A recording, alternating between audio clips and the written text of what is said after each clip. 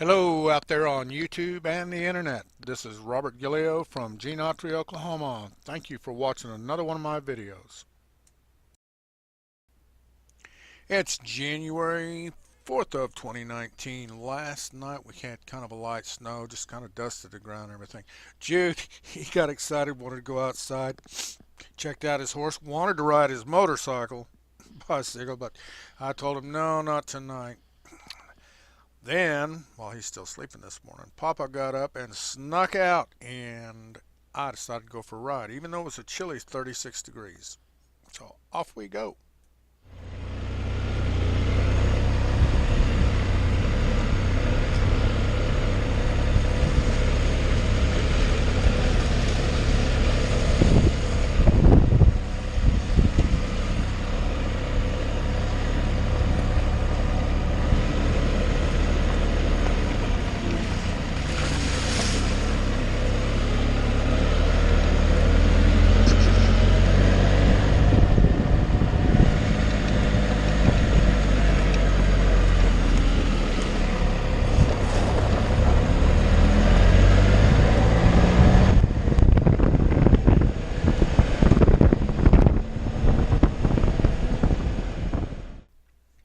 My daughter Joni called me this morning on her way to work, and she had crossed the Arbuckle Mountains. She said there was still snow up there. It was all melted at her house and down around the area she lives in for the most part. And I'd already thought about getting up and heading off up a mountain to see if I could, catch some snow on video while riding the Spyder. So I went ahead and got up and departed. Went on down, hit Highway 53 west to Highway 77 there at Springer, and from there I went northbound.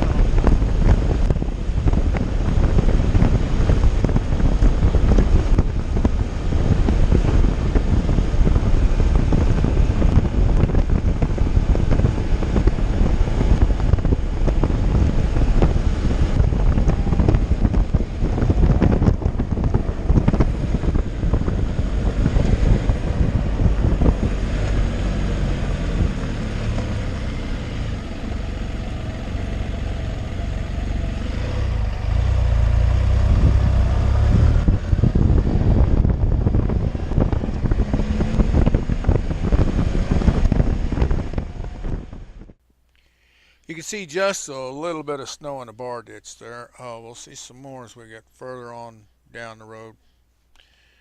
If you noticed, I've got on gloves and a pair of coveralls. I've also got on one of those thin kind of face masks to help insulate the face. I did not have to use the hand warmers for the handlebar grips.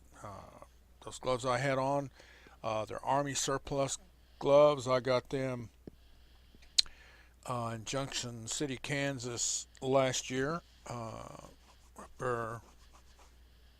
We went into an Army surplus store and I saw them, so I went ahead and grabbed them. Also a long sleeve shirt, Army shirt up there that I wear a lot on cooler days. But I was very comfortable on the ride this morning. Never did get cold.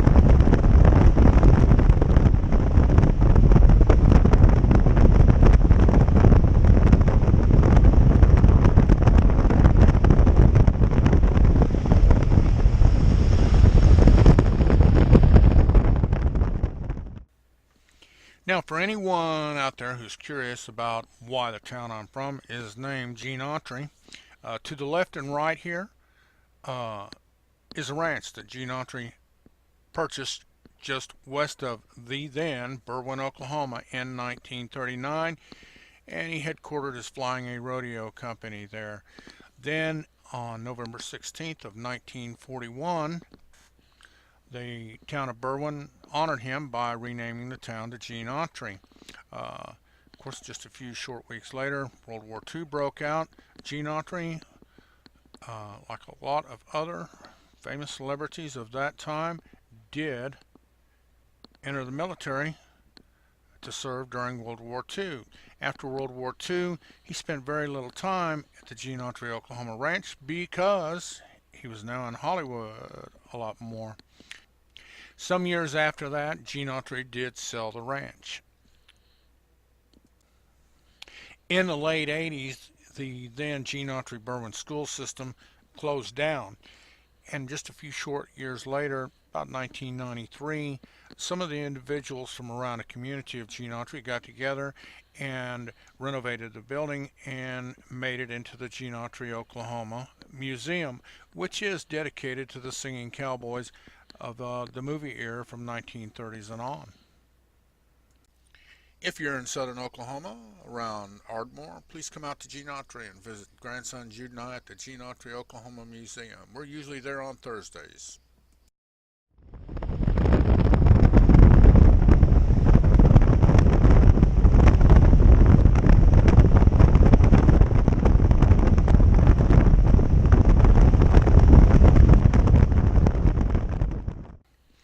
Now myself, I'm originally from Fresno, California. My grandparents and my mother were all from Oklahoma, and my grandparents more or less raised me. Whenever they retired in 1971 and moved back to Oklahoma, soon as summer was up and it was time for school to start, back to Gene Autry, Oklahoma I came. Most of the last 48 years I've lived about a mile and a half north of the old town of Gene Autry. Some years ago they did expand northward, and the area that I'm in is in the city limits of the town of Gene Autry. I also lived for some time at the town of Springer, Oklahoma, which we will be passing through here in just a few minutes. I lived briefly in Ardmore, lived in Tipton, Oklahoma. When I was 19 years old and I started hauling cows for a living, I moved to Enid, Oklahoma.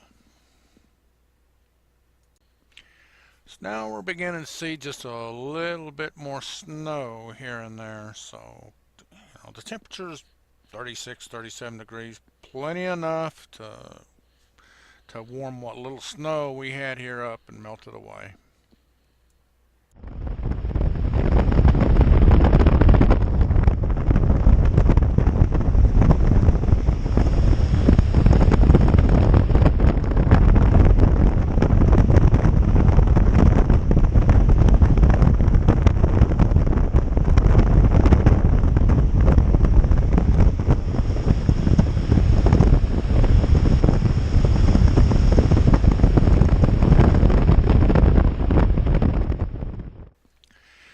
There's not much traffic really on the highway today, but as you can see, there was a semi truck along Swift, probably going to the Dollar General Distribution Center there at the Ardmore Air Park. This is a busy highway. A lot of trucks coming in and out every day, plus the people who work at the Ardmore Air Park. A lot of local population that lives around here traveling this highway every day, and this highway is set to be widened out to a 4-lane highway, as far as I know, sometime this year.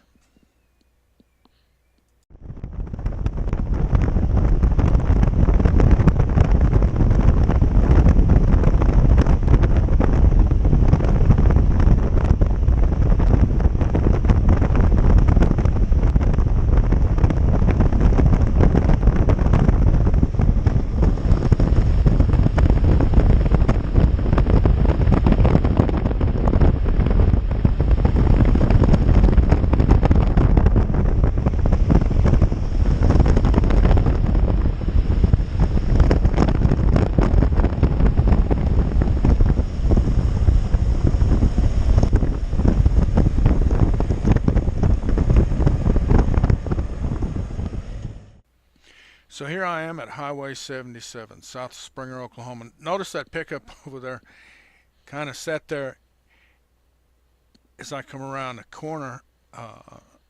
Probably thinking, what in the heck is this person doing out on a motorcycle? Spyder, whatever you want to call it, on a day like today when it's chilly like this. Uh, the roads, for the most part, even though it was wet, I never encountered a slick spot. But nonetheless, it's chilly, and they're probably wondering that. As you can see, we're seeing a bit more snow here. Coming into the community of Springer, Oklahoma. I've got two sisters, my mother, and a lot of friends that live in this community. There's Springer Elementary and High School. That's where I went to high school at, graduating in 1976.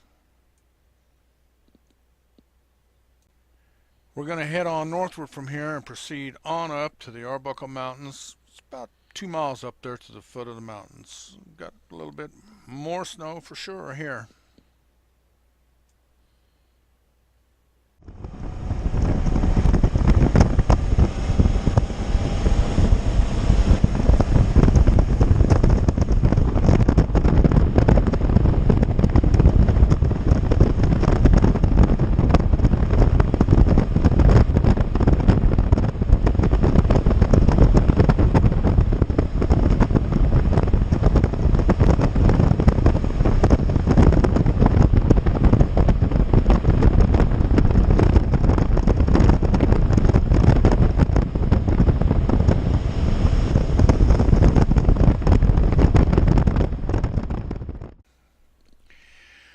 Now, as we get to these mountains, this range, it runs, I don't know,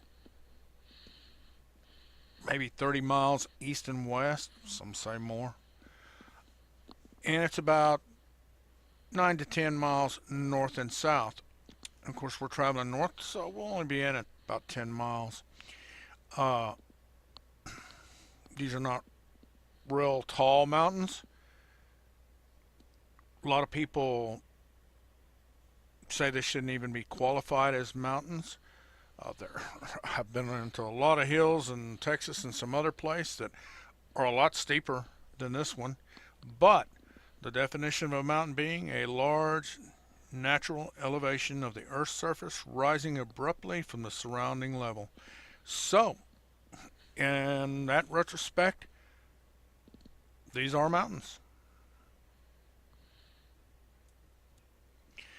Now, one of the things that the Arbuckle Mountains are known for is the geometry of the formations. You get in some areas, you may be able to see it on a video, where you can see the formations are running vertically or at an angle.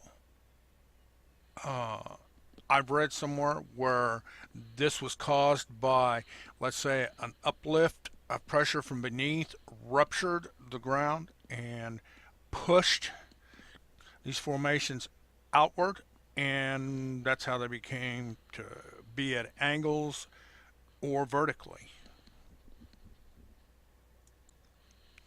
I've also read somewhere that this was the only mountain formation that was like that. I don't recall where I read that at, but when I was recently up in Colorado and I went to Estes Park, one of the things I noticed is that same thing. We have formations there that are vertical. So now we're getting up in what they call Honey Creek Pass, the old Highway 77. Interstate 35 runs adjacent to 77 in this area to the west. We get up to the top of the mountain up here, and 77 will go beneath I-35. We're going to jump on I-35 right there and go to the bottom of the mountain on the north side, get back on 77 and come around back by Turner Falls. Now, one of the things I paid particular attention to, like right in there, we did have moisture. It did get below freezing last night, I was looking to see where there was shade on the road and the sun wasn't able to melt it yet, making sure there was no frozen precipitation on that road where I could go into a skid or something and lose control. But again, as I said, I did not see any slick areas. I did not feel any kind of loss of traction. And the Can-Am Spyder does have great traction control, but don't ever take it for granted, especially when there's a possibility of being on slick pavement like ice or snow. If you cut off to the right there, you'll see what I was talking about on those formations. Might see a little bit more of it up here.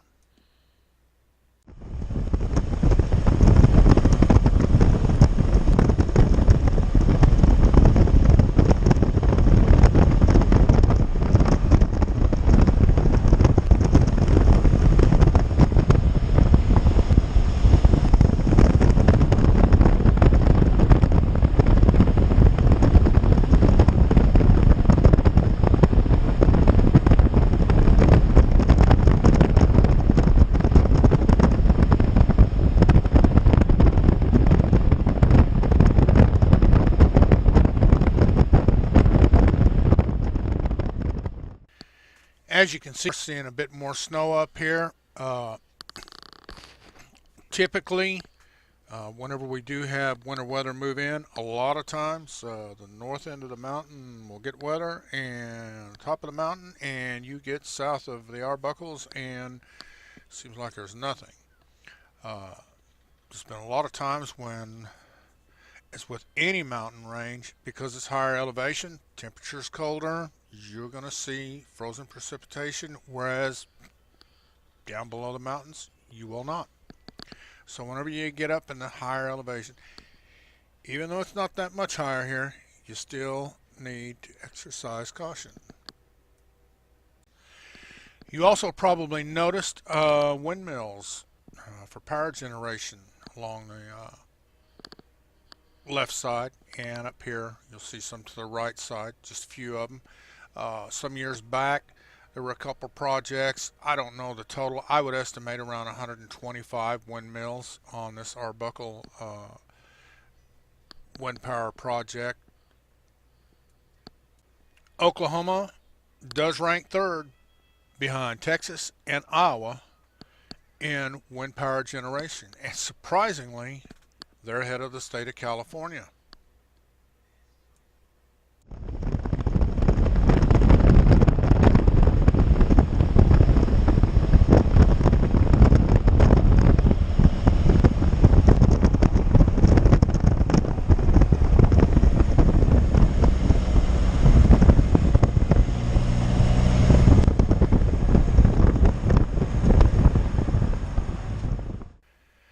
And here I am getting on I-35 north off of northbound US 77.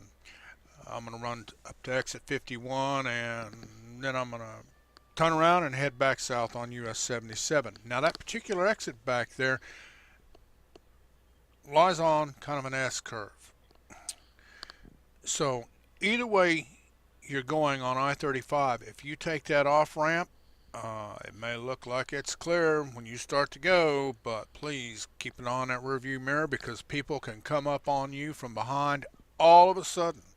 And that being said, if you're on US 77, please slow down when you get up there, because people will be pulling out that can't see you until you're right up on them.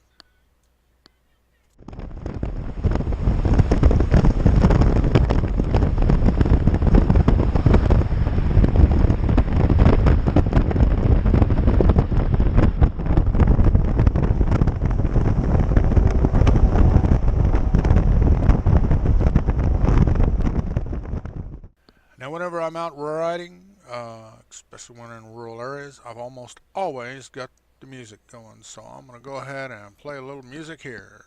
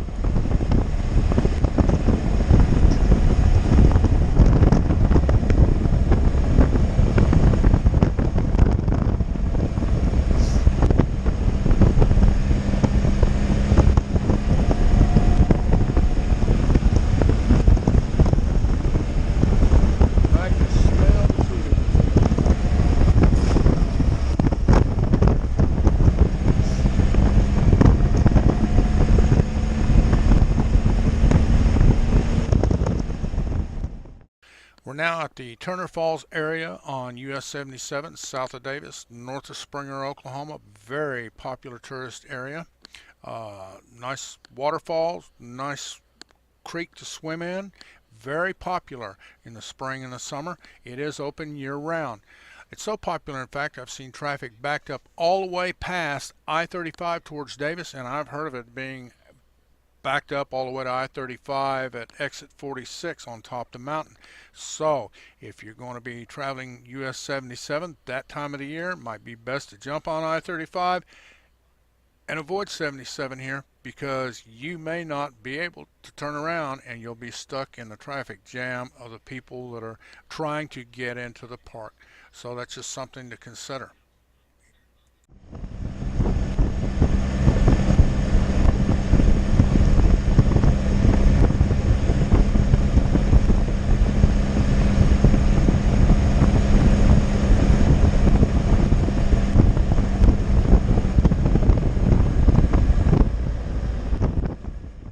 So we're coming up on a sharp curve here on US 77, just south of Turner Falls.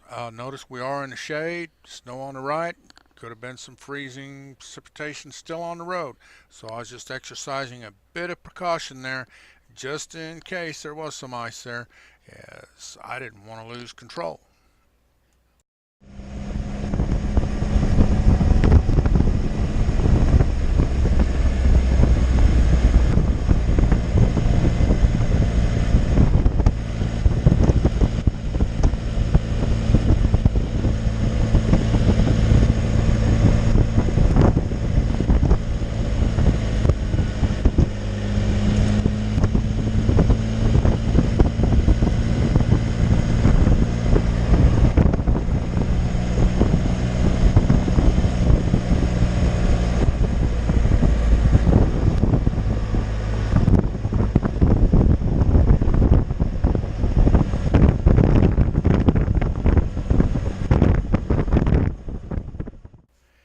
Now I'm pulling into a parking area up here more or less at the top of the mountain south of Turner Falls entrance. And from here you can walk over and you can see the falls. They got some of those telescopes that you can put a quarter in, whatever, and look through there.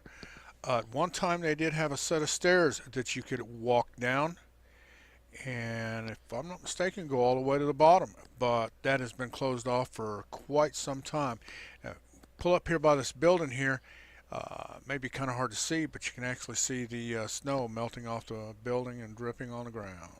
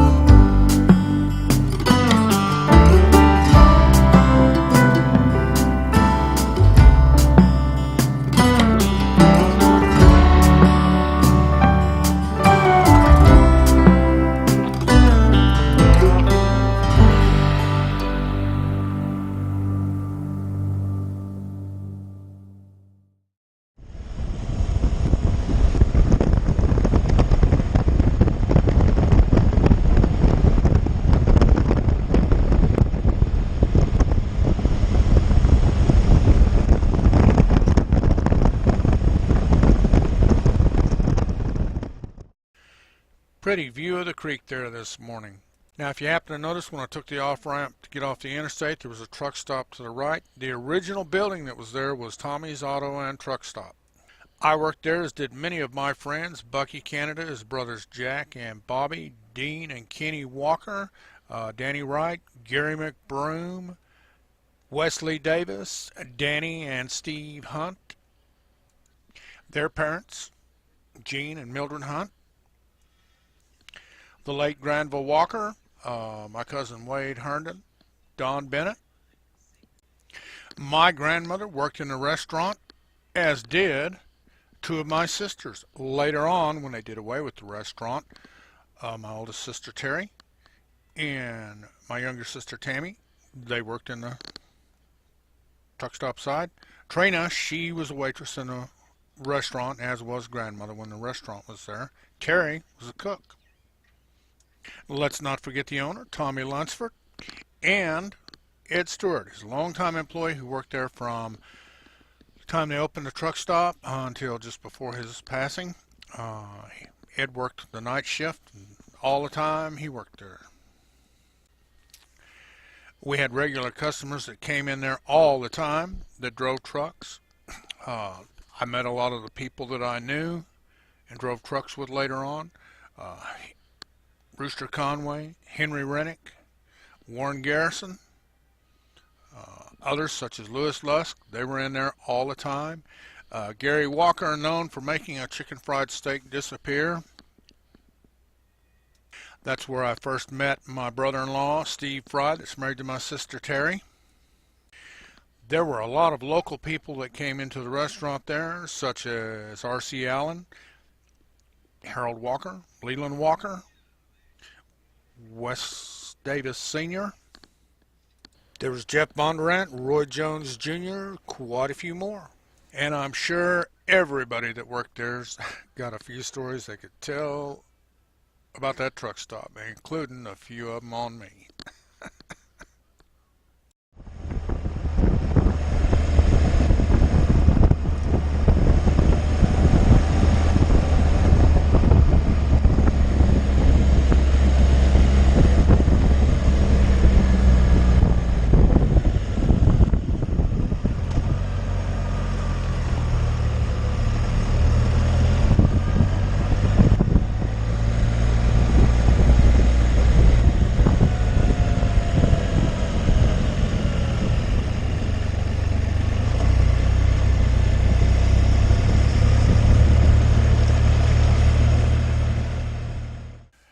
Now, before I went ahead and headed on home, I stopped by my sister Terry's house and got me a cup of coffee. Seems like Terry's always got the coffee ready when you stop by. If not, she'll make some.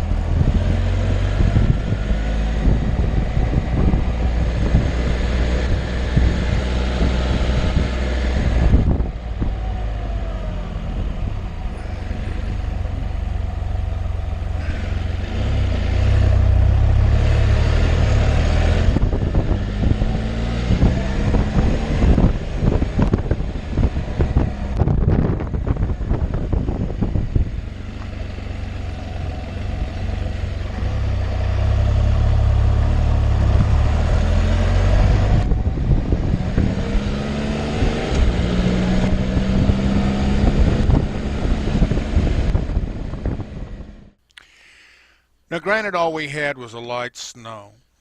Nothing heavy. Roads were all in good shape. By making this video showing I got out after just even a light snowstorm, please understand, I'm not recommending that anybody get out there on the road on one of these after some winter weather. And even though Can-Am is a maker of snowmobiles, the Can-Am Spyder is not a snowmobile. Now, I just thought I'd give honorable mention to my nephew Eric Walker on the same day that John Elway took the Denver Broncos to their first Super Bowl win. Eric ran to town to get some tacos, him and Chris Walker, to eat during the Super Bowl. And when he come around that corner, he was going a little fast. It was wet that day, and he did a double 360. But he kept her on the road and made it to the house. Like I said in another one of my videos, if you get in trouble when you're on a curve, you're in trouble.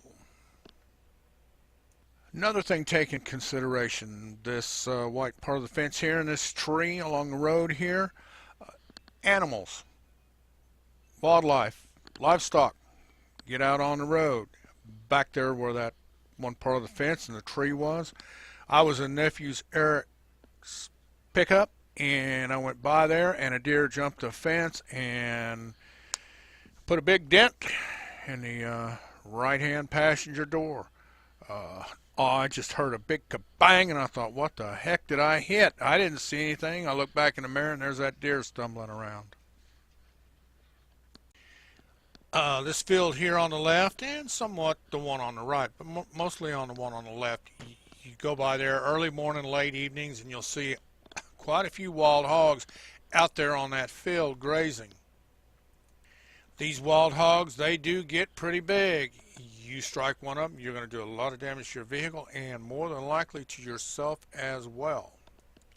I try to drive at a reduced speed where I can stop in a straight line, because I'm a firm believer you got to stop in a straight line, and these Can-Am Spyders, that's really the only way to stop them, in a straight line. My daughter Joni, for instance, she hit a wild hog right in the area in here, did considerable damage to her car. Back where that field was on the left, my mother was coming over here towards my house one afternoon and had a deer jump out and landed on the hood and the windshield, busted the windshield bad, damaged the fender terrible. This little bridge I'm fixing to cross had a wild hog come from the left side, crossed the bridge and went off the right side, but he came out of nowhere at night. I just barely touched him. Didn't damage my vehicle any. A couple times, same bridge, opening day of deer season, headed to town middle of the day, and a buck deer jump across the road. That happened twice. Almost got him with the hood of the pickup. Now, this bottom that I'm in right there, I come over the hill before it one night. Just at the time of evening when your headlights don't seem to have any effect, but it's kind of, dark. You can't really see good. Just luckily, I was not going fast. Herd of cattle in the road. I managed to get through that whole herd. Did not touch a single cow. Myself and my motorcycle came through that intact. I was lucky. But another time I came around the corner where Eric did the double 360. I go maybe a couple hundred yards, and here comes this bull out in the middle of the road. Me and him did collide. I wound up in a ditch. The next day he wound up at the livestock auction. Things like this not only happen on back roads like I'm on, they also happen out there on major highways, the interstate. So you got to really watch for things like that.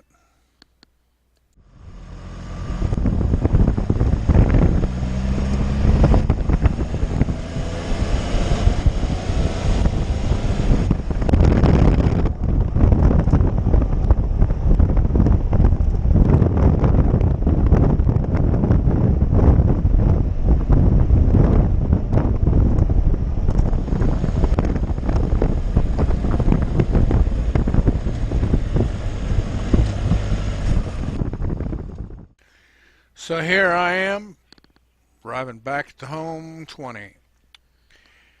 Hope you enjoyed my video, and please remember, there still ain't no feeling like cowmobiling. But I'll tell you what, that Texas Panhandle sun sure was beautiful that day.